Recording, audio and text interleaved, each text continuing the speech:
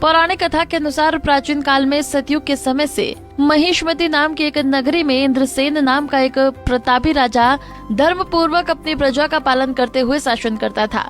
वो राजा पुत्र पौत्र और धन आदि से संपन्न और भगवान विष्णु का परम भक्त था। वो दिन जब राजा सुख पूर्वक अपनी सभा में बैठा था तो आकाश मार्ग से महर्षि नारद उतरकर उसकी सभा में आए। नारद जी को देखकर राजा आसन से उठा और प्रणाम करके उन्हें आदर और विधि पूर्वक सहित आसन व अर्घ्य दिया। सुख से बैठकर नारद जी ने राजा से पूछा कि हे राजन, आपके राज्य में सब कुशल से तो है, तुम्हारी बुद्धि धर्म में और तुम्हारा मन विष्णु भक्ति में तो रहता है। देवर्षि नारद जी की ऐसी बातें सुनकर राजा ने कहा कि हे महर्षि, आपकी कृपा से मेरे राज्य सब कुछ कुशल पूर्वक है तथा मेरे यहाँ सभी यज्ञ कर्मादि सुकृत हो रहे हैं। हे महर्षि, अब आप कृपा कर ये बताएं कि आपका यहाँ आगमन किस प्रयोजन से हुआ है, मैं आपकी क्या सेवा करूं। तब ऋषि कहने लगे कि हे राजन, आप आश्चर्य देने वाले मेरे वचनों को सुनो। एक बार जब मैं ब्रह्मलोक से यमलोक गया था, तब मैंने यमराज की सभा में तुम्हारे पिता को बैठे देखा। तुम्हारे पिता महान ज्ञानी, दानी और धर्मात्मा थे। मकर एकादशी के व्रत के बिगड़ जाने के कारण ये यमलोक को गए हैं। तुम्हारे पिता ने तुम्हारे लिए एक संदेश भेजा है। राजा ने उत्सुकता से पूछा कि क्या संदेश है महर्षि, कृपा कर यथाशीघ्र कहें। तथा नारद जी ने कहा कि हे राजन, तुम्हारे पिताजी ने कहा है कि पूर्व जन्म में किसी बुरे कर्म के कारण ही मुझे ये यमलोक मिला है।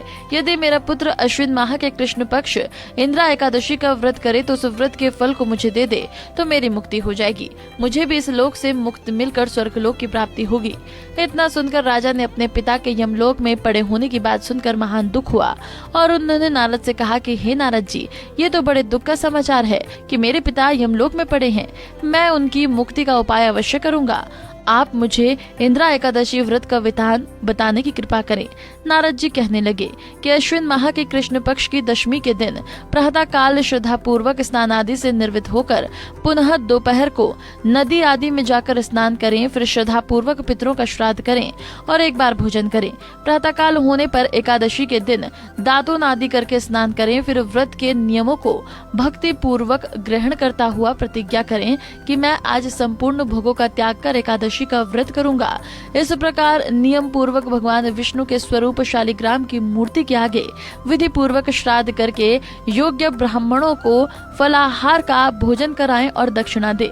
पितरों के श्राद्ध से जो बच जाए उसको सूंघ कर गौ को दें तथा इस दिन अपने पूर्वजों के नाम का दान पुण्य करें। तो दोस्तों, जो भी इस दिन एकादशी का व्रत करता है या मात्र व्रत की कथा ही सुन लेता है तो उसके प्रभाव से नरक में गए हुए पितरों का उद्धार हो जाता है।